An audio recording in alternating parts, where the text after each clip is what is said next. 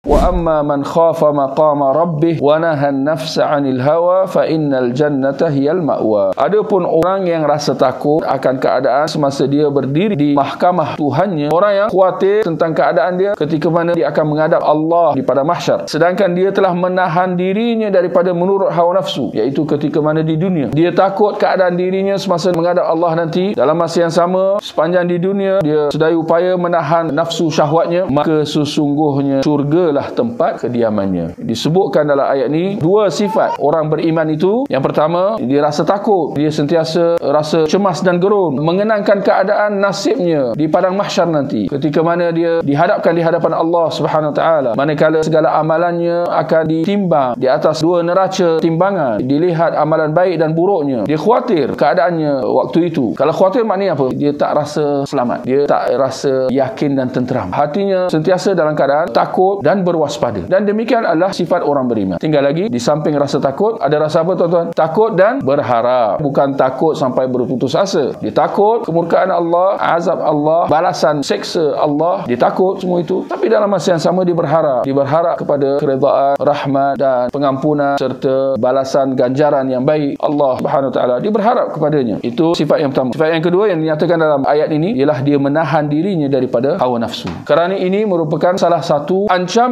bagi manusia. Ada hawa nafsu, seperti mana ada bisikan-bisikan dari syaitan dan juga manusia, seperti mana dalam surah An-Nas, alladzi yuwaswisu fi sudurin nas minal jinnati wan nas, yang membisik-bisikkan tipu dayanya, hasutannya dalam hati manusia daripada kalangan manusia dan syaitan dan jin. Menahan diri apa artinya tuan-tuan?